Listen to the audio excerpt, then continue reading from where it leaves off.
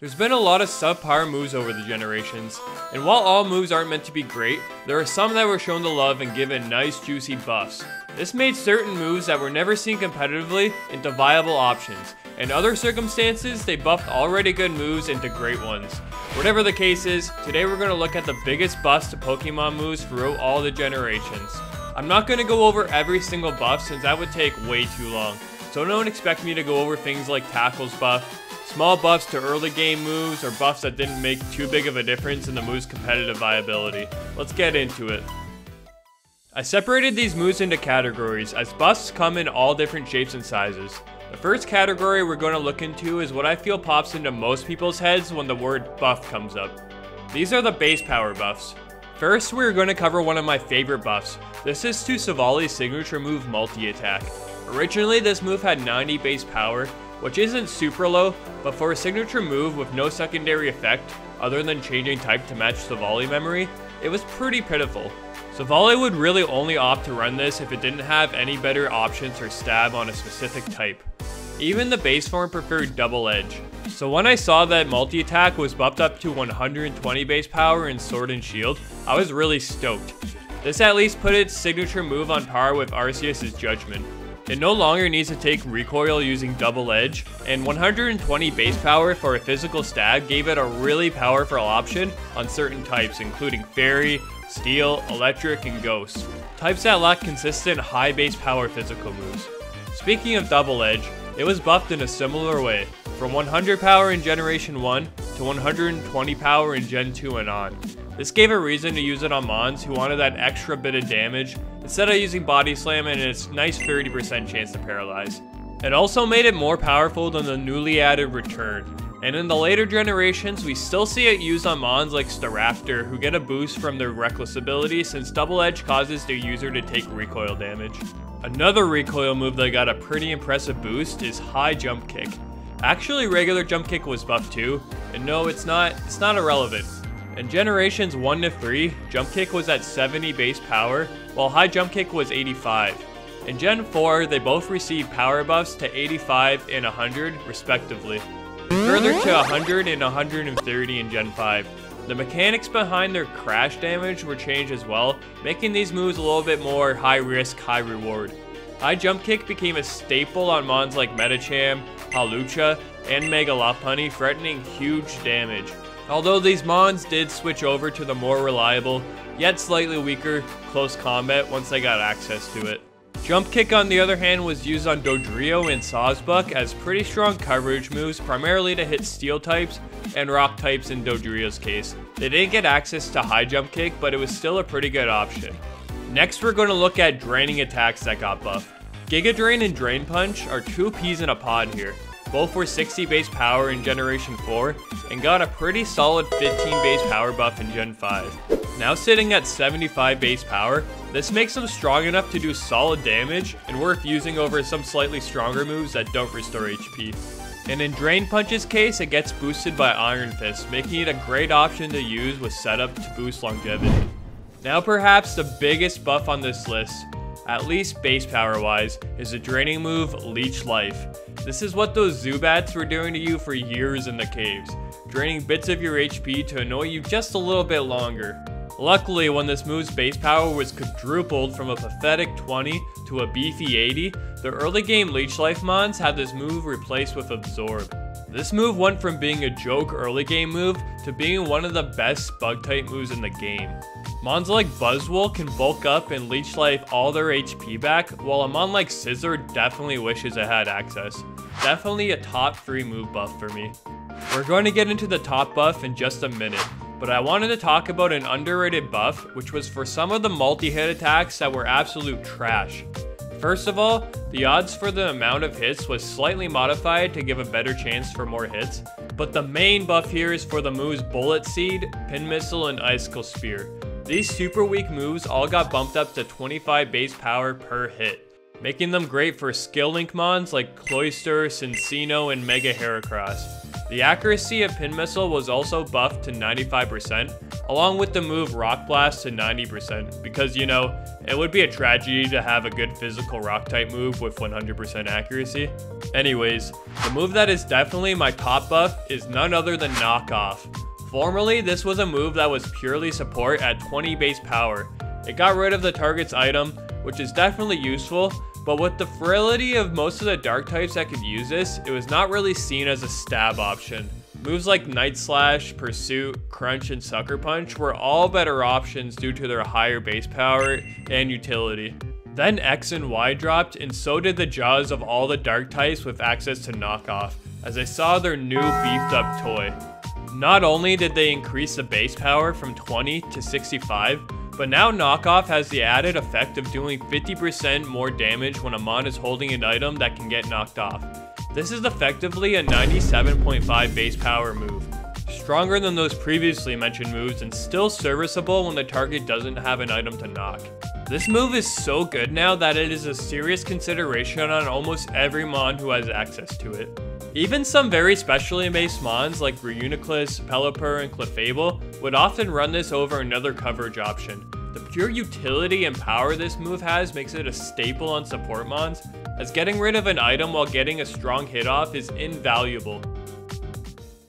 I'm gonna sneak a couple niche moves in the middle of this category. While these moves aren't the most commonly seen, I feel like their buffs are definitely worth a mention. HMO2, otherwise known as Fly, had a base power of 70 from generations 1 to 3, and was definitely not recommended to use in competitive situations. Heck, most flying mons would just forego that stab if they didn't have access to moves like Drill Peck or even Wing Attack. Fly was buffed up to 90 base power in Gen 4, which didn't really save it considering moves like Brave Bird dropped in the same gen, but it did help Dragonite specifically come Gen 6 due to it being its strongest physical flying stab, and saw just a little bit of use. It was also quite common in Gen 7 on D-Knight along with Lando T, as it gave them a strong flying Z move option. Hex was buffed from 50 power to 65 power between Gens 5 and 6, which is still weaker than Shadow Ball, but when you consider Hex doubles in power against the status target, this buff actually was really great. Since most ghost types have access to and commonly run Will-O-Wisp, this gave bulky ghosts like Jellicent and Cofagrius a stronger tool over Shadow Ball or Nightshade. It could even be seen in more recent gens with Toxic Spikes, or on a mon like Dragapult with its sub-status Hex sets. The moves Thrash, Outrage, and Petal Dance were all introduced as 90 base power moves that locked the user in for a few turns before ending with confusion. Not great to say the least, but in Gen 4, Outrage received a huge buff, increasing 30 points to 120 base power. Thrash and Petal Dance got this buff too a gen later, but weren't really seen as there were much better options to use over them. Outrage, on the other hand, appreciated this greatly, as for a lot of Dragon types, their best physical option was an 80 base power Dragon Claw. The extra oomph of Outrage made it a go-to option for many Dragon Dance sweepers and choice scarfers. Some mons even run Outrage alongside another Dragon Stab just in case they need the extra power. Alright, it's time for the speed round before our last big buffs. These are mainly mechanical buffs that became usable on certain mons competitively, or don't need a large explanation. Focus Energy, bugged in Gen 1 but fixed in Gen 2, and buffed further in Gen 3, best on Sniper Kingdra. Low Kick, a weak move until Gen 3 where its power is now based on target's weight, a staple in Uber's tiers with heavy legends. Will-O-Wisp, Aaron Zhang sacrificed everything for us, thanks for the 10% accuracy buff. Counter, working on all physical attacks instead of just normal and fighting types is definitely a huge buff. Teleport, a useless move competitively turned into a move that almost got Clefable banned, due to its ability to provide amazing Wish Pass support and safe switch initiative. Growth, a basic boosting move made viable in Gen 5 due to its great synergy on Sun teams. Healing Wish and Lunar Dance, buffed in Gen 8 to have its healing effect stored if the replacement mon is completely healthy. Moving on, we have my favorite move buff in this video. This is for the move Future Sight, and by relation the move Doom Desire. The glow up for this move is amazing. A 90% accurate, 80 base power move that deals typeless damage, doesn't gain stab, and can't crit. Nope. It was changed in Gen 5 to be 100% accurate, and have 100 power while factoring tight matchups, gaining stab, and being able to crit. But it wasn't until it got further buffed in Gen 6 to 120 power that this move started to catch on competitively. With such a strong base power, bulky pivots like the Slow Twins and Reuniclus could use Future Sight to help break past defensive switch-ins by forcing them to take multiple attacks in one turn. This hit its peak in the Sword and Shield singles meta, where you could use Future Sight and follow it up by using the new and improved Teleport to safely switch into heavy physical hitters like your Shifu, Melmetal, and Weavile.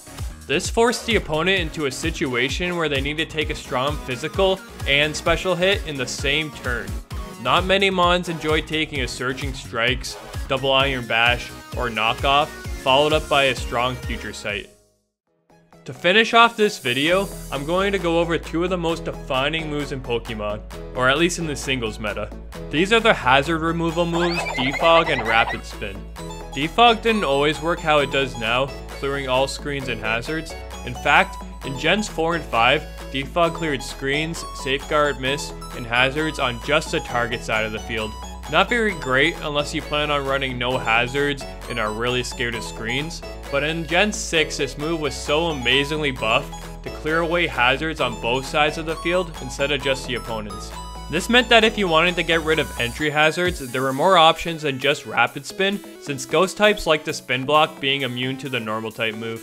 The distribution of this move grew over the generations, giving teams a lot more flexibility when it came to hazard control. This brings us to our final buff of the video, a more recent one but probably the best example of buffing an already great move. Rapid Spin has been a staple on teams since hazards have been introduced, originally being the only way of removing them. In playthroughs and doubles it wasn't the most useful move as you wouldn't really see hazards and it is a very weak attack otherwise. Maybe it can help you at a Leech Seed or trapping moves, but that's very situational. But in Gen 8 they decided to buff this move massively. The 20 base power turned into 50 base power, which already makes it a way better move, but on top of that, they also gave the user a +1 speed boost. They turned it into a normal type flame charge, which also removes hazards. Speed is so important in Mons that now this move is used even without hazards on the field. With the power boost, this move is now able to pick off weaker opponents for a speed boost, or gain enough chip damage if you are slower on turn 1 to KO them with a stronger move turn 2 when you are faster. There are so many new scenarios this move is able to be useful thanks to these buffs, making it, in my opinion, one of the greatest move buffs in Pokemon. What other moves do you think had the biggest buffs? Did I forget a big one? Mention them in the comments. I've been loving replying to your comments in these discussion-based videos. I'm really going to try to push out at least one video a week as these take a decent amount of time to edit, so turn those notifications on. The support has been great and motivating.